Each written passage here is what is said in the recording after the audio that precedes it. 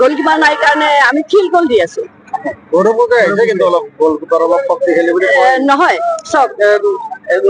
মিডিয়াৰ আগত দুই এটা কথা ক'লে শক্তিশালী নহয় শক্তিশালী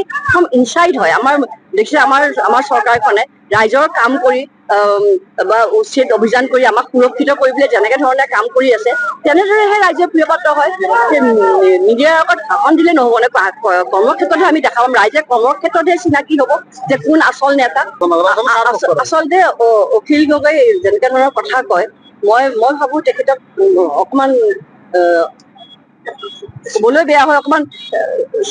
স্বাস্থ্যজনিত কাৰণতে হওক বা তেওঁক অকমান ৰেষ্টৰ দৰকাৰ হৈছে খুব ঘূৰি ফুৰাৰ বহুত কথা কয় যে তেওঁক অকমান ৰেষ্টৰ প্ৰয়োজন হৈছে শুভাকাংক্ষী হিচাপে কৈছো অকমান ৰেষ্ট লওক এই বছৰ দুটা বছৰ আকৌ লাগে পিছত 2030-31 আকৌ আহক অকমান তেখেতক আৰাম লোৱাটো প্ৰয়োজন হৈছে ইমান ধুনীয়া এটা পৰিৱেশ হৈছে আমাৰ জনসভা বিলাকত মানে জনসমুদ্ৰৰ সৃষ্টি হৈছে আৰু সবতকৈ ডাঙৰ কথা এই বিটিআৰ ইলেকশ্যনত কোনেও কাকো গালি পৰা নাই প্ৰমোদ বড়ো ডাঙৰীয়া হওক বা হাজৰিকা ডাঙৰীয়া হওক আমাৰ ভাৰতীয় জনতা পাৰ্টি হওক সকলোৱে নিজৰ ইলেকশ্যন খেলিছে কোনো কাকো গালি পৰা বোকা ছটিয়াই হোৱা নাই গতিকে এইটোহে আচল ইলেকশ্যন গতিকে এই পৰিৱেশটো ভাল লাগিছে ৰাইজেও শলাগ লৈছে যোৰহাটত নাগৰিক অভিৱৰ্তন হৈছিলে তাতে সেই নাগৰিক সমাজে মুখ্যমন্ত্ৰীগৰাকীক সৰ্বকালৰ অপদাৰ্থ মুখ্যমন্ত্ৰী কিন্তু আপোনালোকে পোৱা নাই ইণ্ডিয়া টুডেত যে ভাৰতৰ ভিতৰত অসমৰ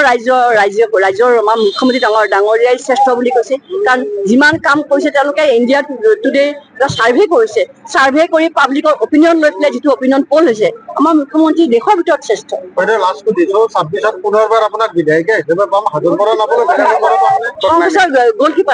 গোলকিপাৰ নাই কাৰণে আমি ফিল্ড গল দি আছো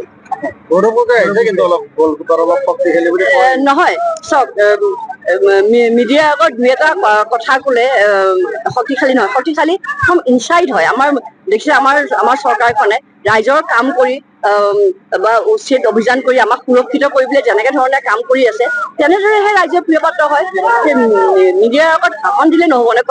কৰ্মক্ষেত্ৰতহে আমি দেখাম ৰাইজে কৰ্মক্ষেত্ৰতহে চিনাকি হ'ব যে কোন আচল নেতা আচলতে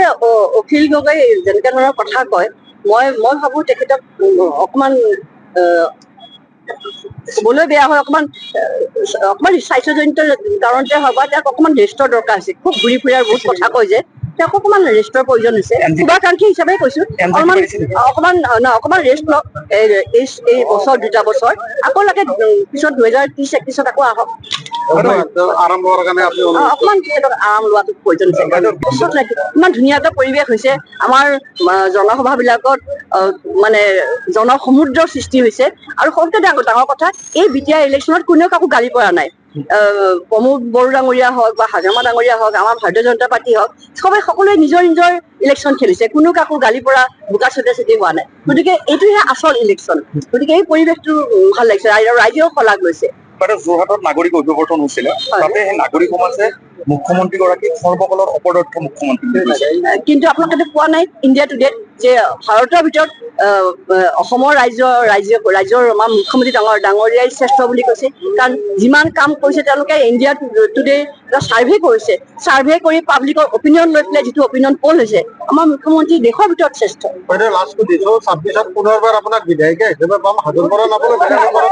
যিকোনো খবৰৰ বাবে যোগাযোগ কৰক 7099017330 লগতে 7099017110 নম্বৰত।